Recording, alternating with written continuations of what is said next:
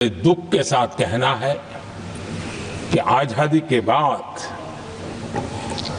एक तरफ संविधान निर्माताओं के दिल दिमाग में एकता थी, लेकिन आजादी के बाद विकृत मानसिकता के कारण या स्वार्थवश अगर सबसे बड़ा प्रहार हुआ तो देश की एकता के मूल भाव पर प्रहार हुआ। विविधता में एकता, ये भारत की विशेषता रही है। हम विविधता को सेलिब्रेट करते हैं और इस देश की प्रगति भी विविधता को सेलिब्रेट करने में है। लेकिन गुलामी की मानसिकता में पले बड़े लोगों ने, भारत का भला न देख पाने वाले लोगों ने, और जिनके लिए हिंदुस्तान 1947 में ही पैदा हुआ ये जो धारणा बननी थी, उनके लिए वो विविधता में विरोधाभास ढूंढते रहे। इतना ही नहीं, विविधता के इस अमूल्य खजाना है हमारा, उसको सेलिब्रेट करने के बजाय उस विविधता में ऐसे जहरीले बीज बोने के प्रयास करते रहे ताकि देश की एकता को चोट पहुंचे। आदरणीय सभापति जी, हमें विविधता का उत्सव हमारे जीवन का अंग बनाना होगा और वही बाबा साहब आंबेडकर को सच्ची श्रद्धांजलि होगी। आदरणीय सभापति जी, मैं संविधान के प्रकाश में ही मेरी बातों को रखना चाहता हूं और इसलिए अगर आप हमारी नीतियों को देखेंगे, पिछले 10 साल देश की जनता ने हमें जो सेवा करने का मौका दिया है, हमारे निर्णयों की प्रक्रिया को देखेंगे तो भारत की एकता को मजबूती के देने का निरंतर हम प्रयास करते रहे हैं।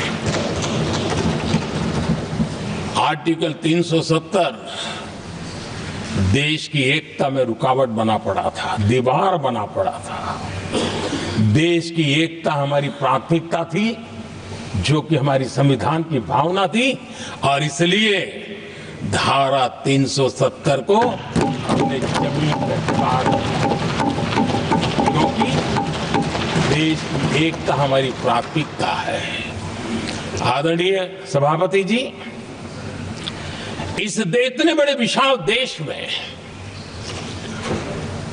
अगर आर्थिक रूप से हमें आगे बढ़ना है, हमारी व्यवस्थाओं को और विश्व को भी निवेश के लिए आना है, तो भारत में अनुकूल व्यवस्थाएं चाहिए।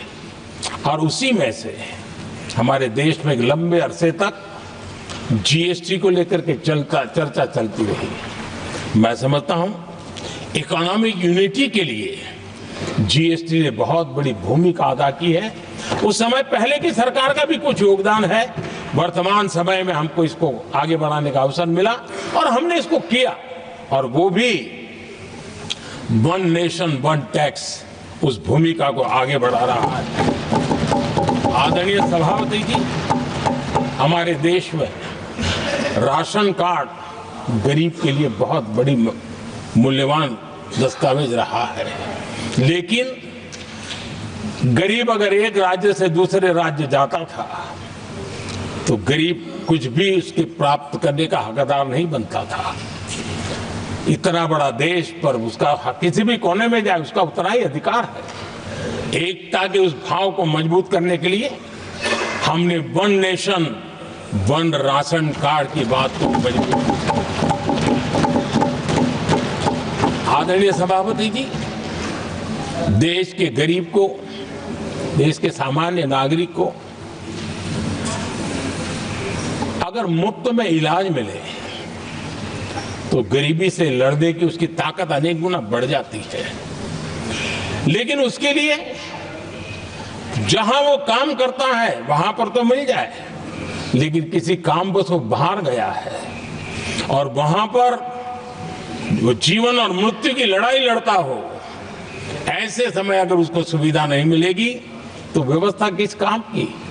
और इसलिए देश की एकता के मंत्र को जीने वाले हम लोगों ने ये तय किया कि one nation one health card, और इसलिए हमने आयुष्मान भारत योजना बनाई।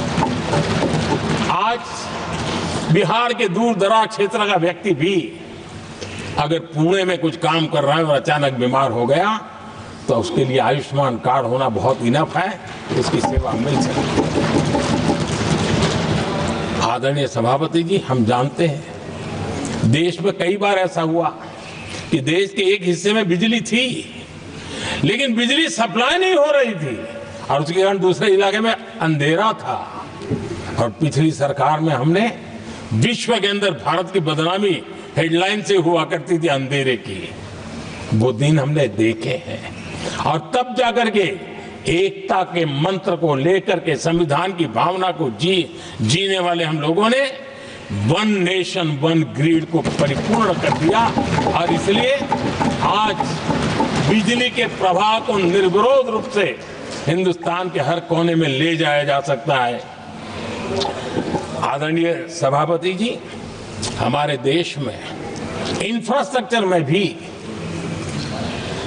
भेदभाव की बू आती रही है।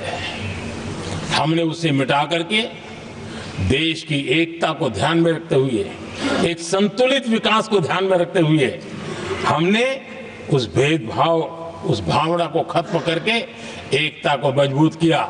हमने नॉर्थ ईस्ट हो या जम्मू कश्मीर हो, हिमालय की गोद के इलाके हो या रेगिस्तान के सटे हुए इलाके हो, हमने पूरी तरह इंफ्रास्ट्रक्चर को एक सामर्थ्य देने का प्रयास किया है ताकि एकता के भाव को अभाव में से कारण कोई दूरी पैदा न हो, उसमें से बदलने का हमने काम किया।